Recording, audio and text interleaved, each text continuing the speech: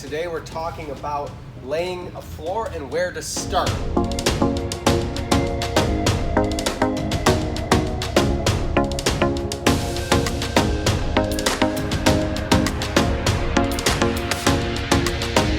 Hey, it's Tom from Tom's Toons. Today we're talking about laying a floor and where to start. The first place that I'm going to start is in the back. I'm going to make sure that my first board laying down, this happens to be a full board, is going to run 48 inches, 4x8 sheet of plywood. And I'm going to make sure that my first board will land halfway on this cross member. I've got my tar tape on. I'm going to leave this top piece of paper on there.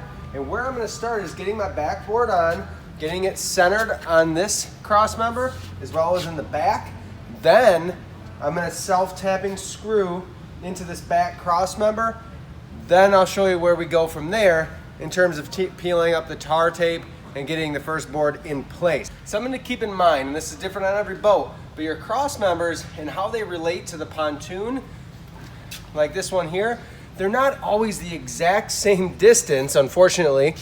So that's why I start with this back board and getting this squared up so I can run the rest of them forward, trying to keep them squared up to the back board.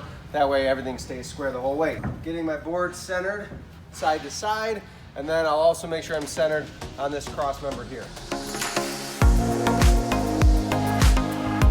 Got everything measured. On this boat in particular, it happens to be a 1/4 inch of overhang. In this part, this cross member that's going to support my seam is 1.5 inches in length, and I've got exactly 3/4 of an inch coming across on each side. So I know that this board is nice and square.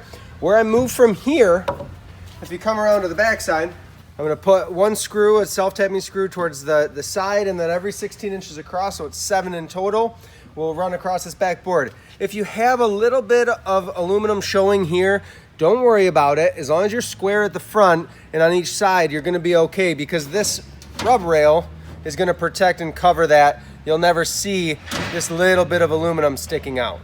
Our board is in place, we clamped it down. And this particular boat, the rear cross member is quite a bit thicker aluminum, so I did pre-drill. I'm gonna run my self-tapper. Make sure it's nice and flush.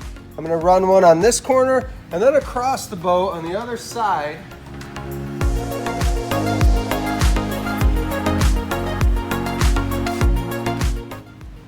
I can remove my clamps. Since this board is now in place and we know it's not moving, I can lift it and peel back my tar tape.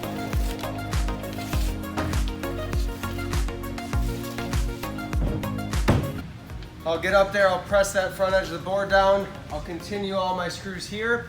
A quick tip, what we recommend, we're gonna use a chalk line to run across, make marking and using my self-tappers even easier as I work my way up the boat. I'm just gonna keep repeating this process. My next board will rest here. I'll screw in the back, line up the front, then I can peel the tar tape and continue doing the same process the whole way forward with the boat, whether you're using self-tappers or a deck bolt, or on a crest if you're using a 3-inch deck bolt. That will all work the same. I'm always gonna get my back edge of the board secured on the tar tape, then peel the next one, secure that board down, keep working forward. Give you a visual on a couple of things that we've done. This backboard is completely in and self-tapping screwed. What we did is lined up our cross member with our chalk line, and you can see the red chalk line all the way across. Then all I have to do is lay a tape measure on there, mark my points to self-tapping screw into the cross members, and I'm good to go. Then we moved forward to our second board going forward. What I did is clamped it in place when everything was nice and snug and lined up.